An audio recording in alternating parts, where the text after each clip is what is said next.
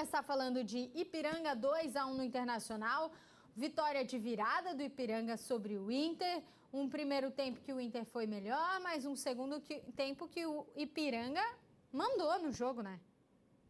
Total. Eu sinto que a frustração ao ver o Inter tomar uma virada, né, tão fácil foi muito grande.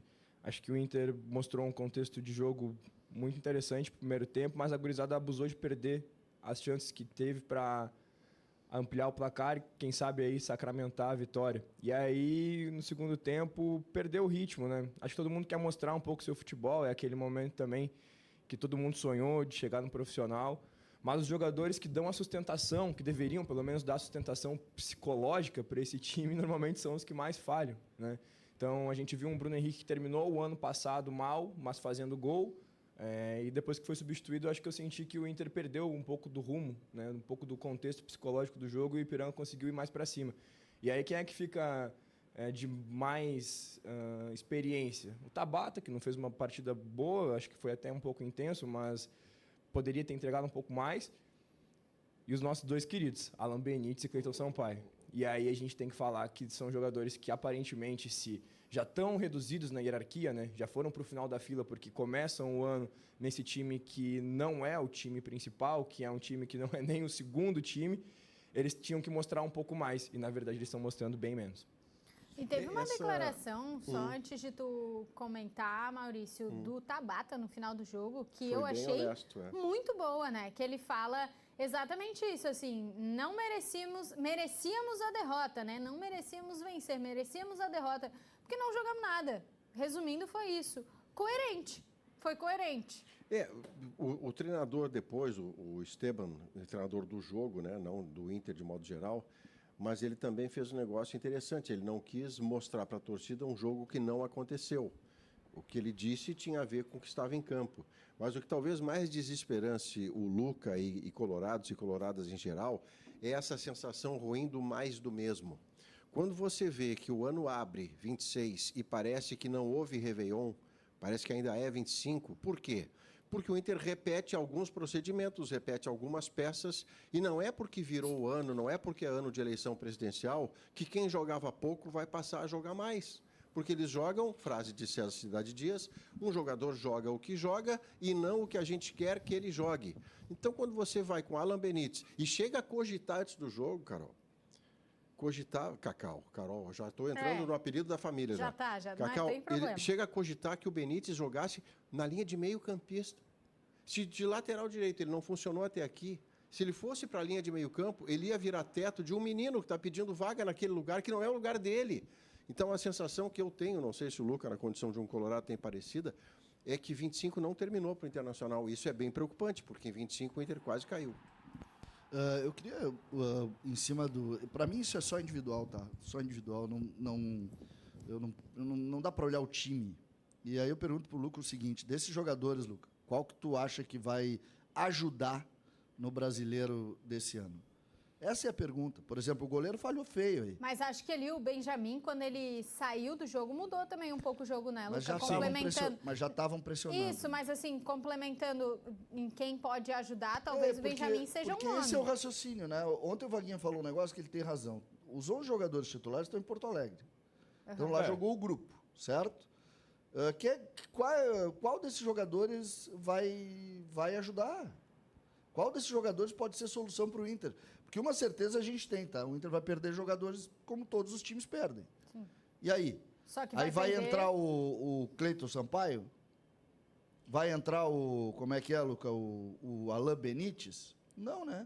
Então, qual é? Essa é que, para mim, é a resposta de ontem. Ou melhor, a dúvida de ontem. Olha, em primeiro lugar, eu sinto o Alisson, o Alex e obviamente, o Benja como jogadores que podem surgir aí. Eu gosto do Alisson, tá? Eu acho o Alisson o canhoto, né? É o lateral. Que entrou no meio ontem, mas é lateral. Tô contigo, esse jogador tem talento. Mas veja que eu falo todos os meninos oriundos da base, né? Nenhum deles dos profissionais que foram pro final da fila. Então, acho que o Vaguinha é perfeito na colocação que tu trazes, o César, porque Se eles estivessem nos planos, eles não estariam aí, mas eles ainda acho que receberam como fosse uma última chance de mostrar alguma coisa. Não que o Inter vá conseguir se livrar, eu não tenho essa sorte como um todo, né? Eu acho que eu não sou tão abençoado assim. Mas uma ou outra negociação, acho que talvez até para colocar os caras numa vitrine seria interessante. Só que o que é pior é isso, né? Tu bota um jogador ruim para jogar, para ser visto, ele mostra que ele não vai ser vendido. Aí, porque tem um jogador que quanto mais joga, pior. A questão era fazer uma boa atuação e esconder. O Gustavo Prado é outro jogador que... Não dá para entender, né? Que não dá para entender. Porque em alguns momentos eu me iludi muito com o Gustavo Prado e até agora eu... Não, e ele tem aquela conclusão, ele bate bem na bola dali, a bola perto do corpo, ele pega forte. Só que ele faz de um jeito, agora, que parece que ele disse, não, eu vou acertar. E ele chuta de qualquer lugar, cara. Sabe que... Virou, ontem ele chutou uma bola, acho que, cara, da intermediária com a bola grudada no corpo dele, estranho até de entender, sabe? Ele é um jogador que é oriundo da base, um pouquinho mais velho já, tem a possibilidade de colocar no currículo aí partidas muito interessantes, muito importantes, inclusive em alguns momentos como titular. Então ele está num contexto muito confortável ali, né? E é um dos que menos joga. Pois é, olha só, o João Renato mandou, o Tabata não joga nada, é muito ruim. Esse é um que não deveria nem estar no clube. Você sabe que todo jogador, e a gente só fala da questão da carteira de trabalho do cara, né? Não é do CPF, né? Se ele é bom filho, bom pai, bom... Não é esse o tema. Todos eles, Cacau, são inocentes. O Alan Benítez, que joga pouco, o Cleiton Sampaio, que joga pouco, eles fazem o melhor que podem. Ontem, quando você viu em campo, nenhum deles trotava, nenhum deles jogou com menor esforço. O Cleiton Sampaio jogava na 2ª divisão de Portugal, fazia o seu trabalho lá honestamente, o Inter foi procurá-lo. O Inter o contratou. O Inter botou 4 anos de contrato. Então não adianta ficar bravo com o Cleiton Sampaio.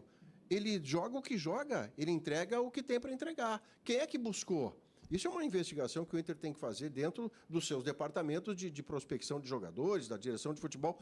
Quem é que concluiu que o jogador X, para não ficar só pessoalizando, que o jogador X tem capacidade de jogar aqui?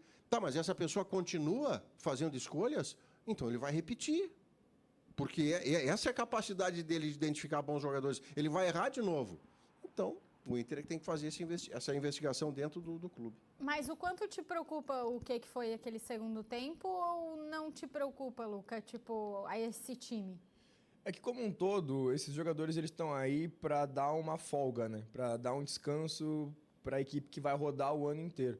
Diferentemente do ano passado, que a gente precisava fazer das tripas coração para ganhar o gauchão que não vinha há muito tempo e representava a marca histórica do Octa, enfim. Eu tive a oportunidade de conversar com o Valdomiro, um ano antes, ele falou, cara, quando a gente foi penta, eu falei que a gente ia ser octa. Imagina a minha cabeça no ano seguinte do penta e depois até ser octa. Então, ano que vem eu quero estar no vestiário. Aí eu, singelamente, dei risada, ele falou, não, eu tô falando sério. Porque eu vou falar com o Alessandro Barcelos, eu quero estar no vestiário para que eles entendam o que essa marca significa. Então, ano passado, a gente precisava ganhar o gauchão. Esse ano, não que não precise, mas o gauchão ele não é indicativo de muita coisa. O ano que o Inter é campeão mundial, o Inter não ganha o gauchão. O ano que o Inter cai para a 2ª divisão, o Inter ganha o gauchão. Então, o que significa o gauchão nesse contexto como um todo? Ainda mais com um 3º, 4º time rodando. Então, a preocupação não me vem para a temporada. Mas o que a gente tinha recente de futebol em 2025, como o Maurício falou, ainda era pesadelo. Então, o torcedor ele precisa de um carinho, né? É chato tu ficar vendo o Inter tomar 2 gols como tomou. Quem está ali é o Internacional, não importa o jogador que esteja vestindo, é a camisa. O Internacional está em campo. Nós estamos torcendo para o Internacional. Quem é que está ali? Os escolhidos foram esses, os 11 inocentes. E mais os reservas que entraram, né? Quem escolhe é quem tem a responsabilidade disso tudo. Mas não me preocupa como um todo para a temporada. Sabe, Luca, essa expressão, a maneira como o Lucas se manifestou, é uma das coisas que eu tenho batido muito pé. A gente chama o jogador de vítima em determinado momento. O Maurício gosta muito de usar. Ele só está aqui porque alguém foi lá buscar e botar aqui. Só que ele tem que ter também a responsabilidade dele. Porque por mais que ele esteja aqui e tal, ele ganha uma grana alta. Então, eles têm que ter a responsabilidade. Tem que buscar entregar mais. Mas é óbvio. O melhor, né? Entregar se a gente o melhor. pegar esses jogadores do Inter que estavam jogando lá, mas eles foram mal escalados, eles são os reservas. Pergunta se algum jogador que estava jogando contra eles ontem não queria estar no lugar deles. Algum jogador. Não, mas aí, vai no 8 lá do que eu não me lembro. Não, o Danielzinho que foi eleito melhor em campo lá na Gaúcha. Pergunta se ele não queria jogar no 8. Eu concordo com você plenamente assinando a ata se eu identificasse que faltou a qualquer deles disposição, esforço, entrega, mas não. Eles entregam o que podem de segunda a sexta no treinamento, no fundamento. Ó, dribla, cruza, vai para o fundo. É isso que eles têm para dar. Então, você teria que ter, primeiro, a competência de não tê-lo trazido, ou, tendo trazido e vendo que não funcionou, poder colocar no mercado de volta. Aí entra outro erro que o Inter comete, Luca, que é o seguinte, o Grêmio fez isso ano passado muito também, é sobrepagar o jogador. Superestimar o ganho dele. Achando que o dinheiro dá futebol. E aí o cara que é nota 6 e ganha como se fosse nota 8, a hora que você vai tentar colocar no mercado, o clube de lá diz assim, não, eu quero, mas você paga metade. Porque você sobrepagou, ele não pode receber isso, eu não posso pagar isso para ele. E o Inter tem essa dificuldade de colocar no mercado jogadores, porque quando o clube interessado vai olhar, diz assim, ele ganha isso aqui? Não, isso eu não vou pagar. O Caio mandou, tá na hora de vender o Gustavo Prado. O Tomás Pires, Tabata e Gustavo Prado são níveis do Curitiba. O Celso Colice, só lembrando, o gauchão é muito fraco, o momento é para treinar a equipe. Sou colorado. Apenas um gremista mandou, acho que a vitória do Ipiranga sobre o Inter pode iniciar um colapso, como o do Quinteiros no Gaúcho. Vejo sinais parecidos, principalmente desorganização. Minha leitura, vocês concordam? Não creio. Como é o nome dele? Desculpa, Cacau. É apenas um gremista. Apenas um gremista é o epíteto dele. Ou apenas um gremista. Eu acredito que não, esse efeito sobre o Pesolano, não como aconteceu com o Quinteiros, para já. Porque o Pesolano recém começa o trabalho dele com o time titular nessa quarta-feira. O jogo seguinte é um Grenal. O que pode acontecer, e o Luca vai bater na madeira e botar meu nome embaixo do pé de Xangô, o que pode acontecer é o Inter se atrapalhar no Brasileiro, Luca, porque os adversários de saída, eles são muito graves. Sim. O Atlético Paranaense que volta da B para A, com o Odair Helman de treinador, é o primeiro jogo, mas depois você tem na sequência Flamengo e Palmeiras.